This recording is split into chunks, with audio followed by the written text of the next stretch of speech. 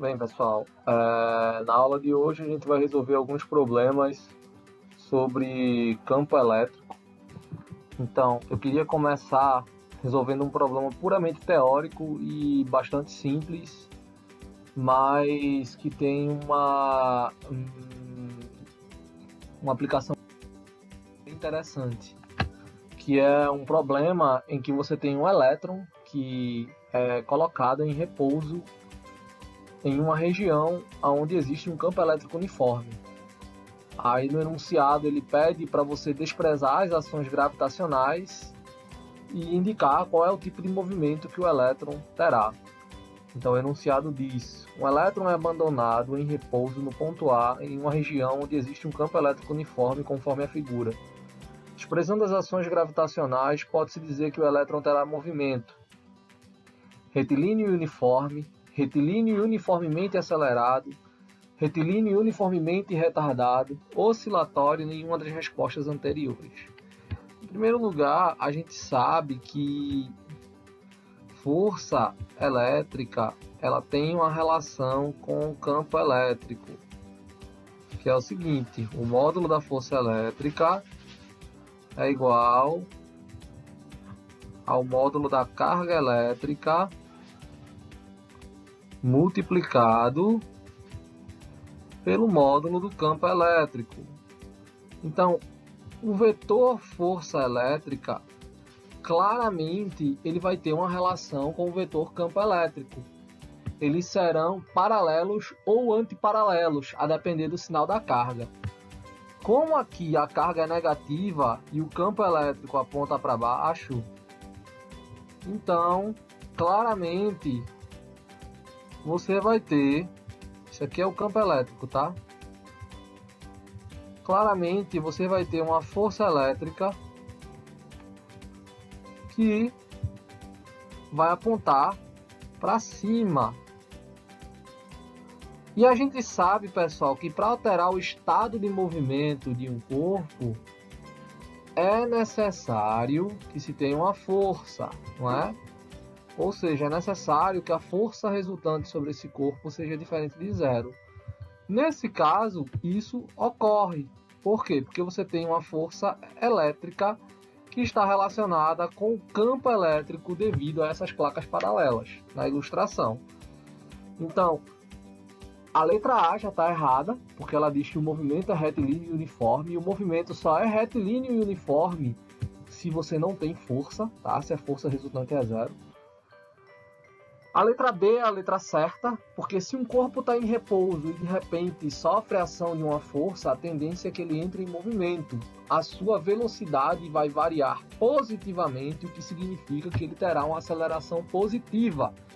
E um movimento que tem aceleração positiva constante é denominado movimento retilíneo e uniformemente acelerado. Então, a letra certa é a letra B, e isso responde o primeiro problema.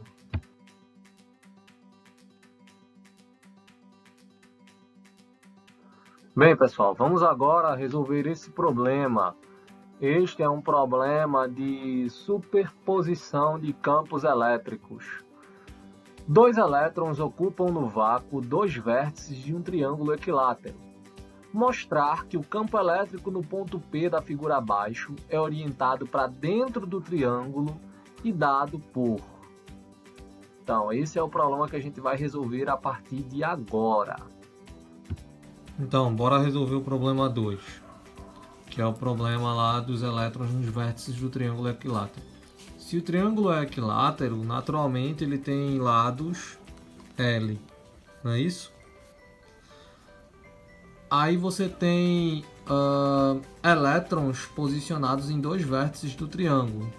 Eu vou chamar esse triângulo de A, B, C. Então tu tem elétrons posicionados nos vértices B e C e tu quer o campo elétrico no ponto A ou no ponto P, beleza?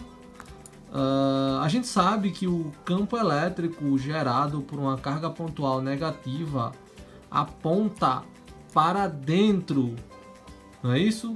Da carga, ou seja, ele vai apontando dessa forma aqui. Então, o campo elétrico no ponto P ele vai apontar para cá, devido à carga que está em C, que eu vou chamar de EC, tá?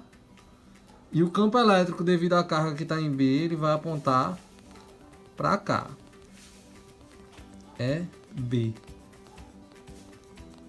Tudo bem? O que a gente tem que fazer para obter o campo elétrico total? Lembrando que no enunciado do problema lá, ele pede para tu mostrar que o campo elétrico total em módulo é dado por essa expressão e que ele é orientado para dentro do triângulo, tá bom? Então vamos lá.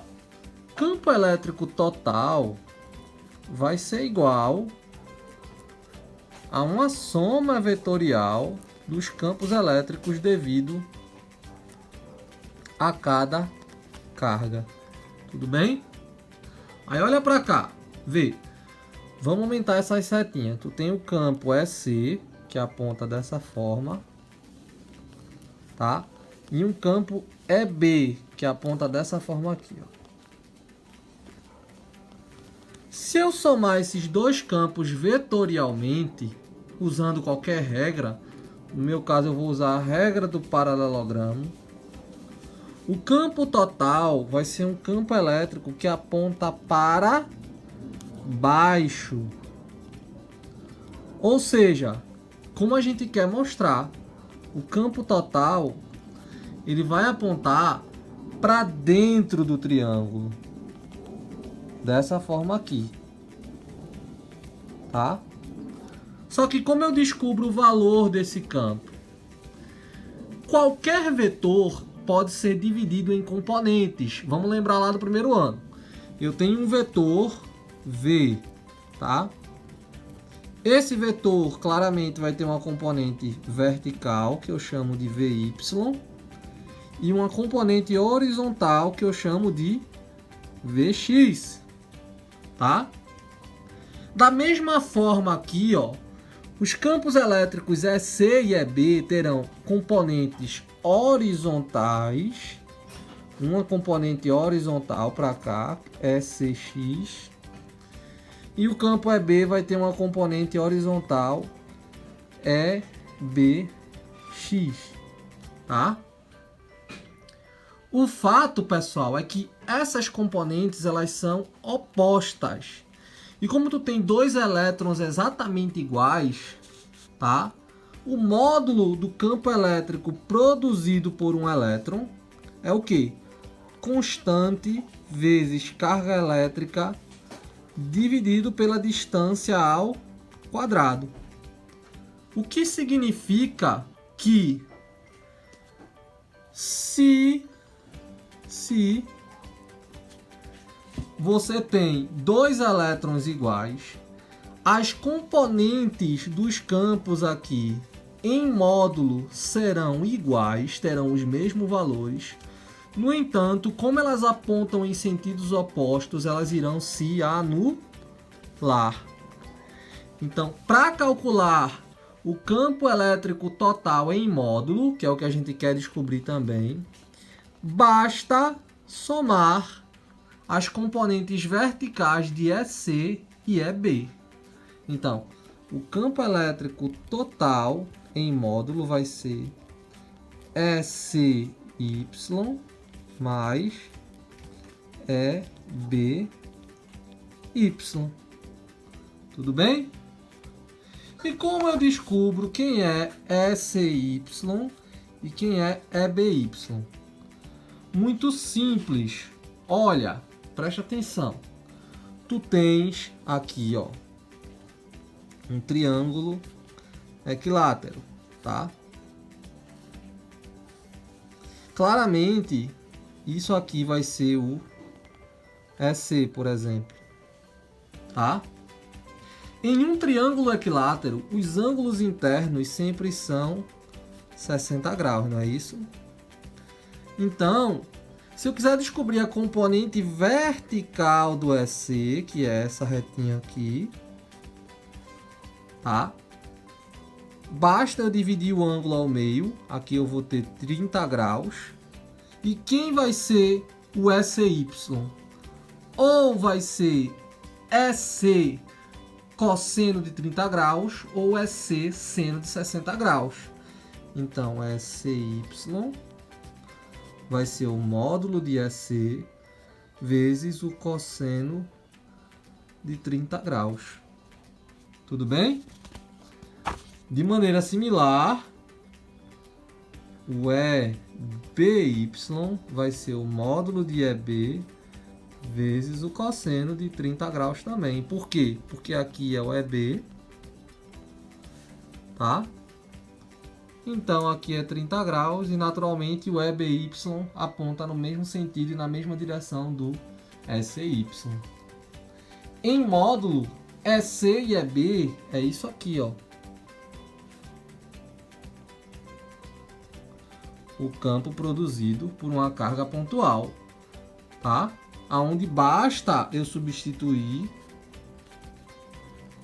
o D pelo L. Então vai ser constante vezes carga do elétron dividido por L ao quadrado. Tá? Lembra que o campo total é a soma desses caras aqui, ó. Tá? E o que é o ECY? Vai ser EC, que é K, sobre L ao quadrado, vezes o cosseno de 30 graus. Então, o ECY vai ser igual a raiz de 3 sobre 2 vezes KE sobre L ao quadrado. Se você fizer o mesmo cálculo para o EBY, você vai ver que o valor é o mesmo.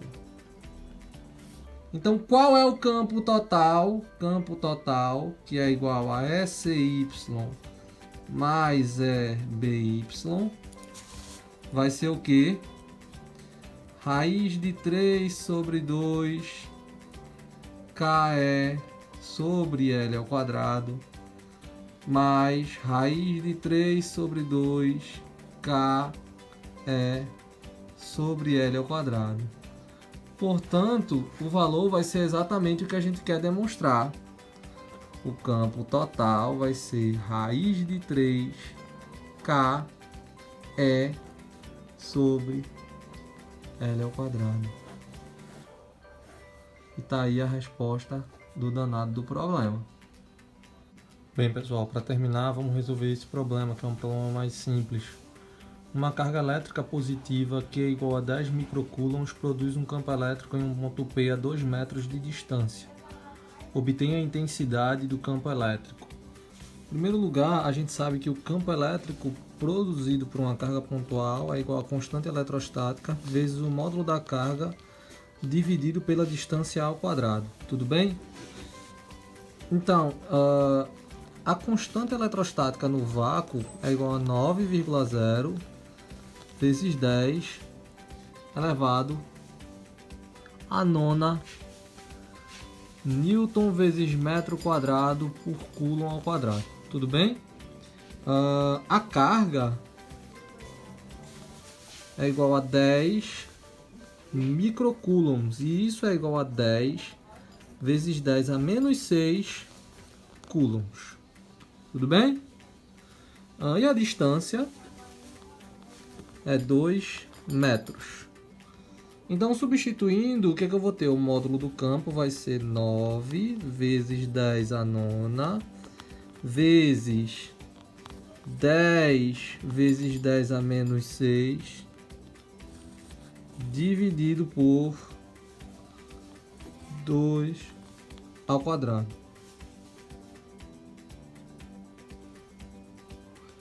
Então, isso vai ser o quê?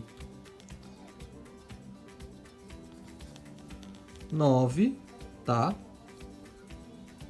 Vezes 10. Aí tu repete a base e somos expoentes, né? 9 mais 1 menos 6. Dividido por 4. Então, isso vai dar igual a 9 vezes 10 a quarta sobre 4. Então, qual é o campo elétrico? 9 dividido por 4 de uma maneira bem simples, né? Dá 2,25, não é isso? Então, o campo elétrico naturalmente vai ser 2,25 vezes 10 elevado à quarta, tá? 2,25 vezes 10 elevado à quarta Newton por Coulomb. Tudo bem?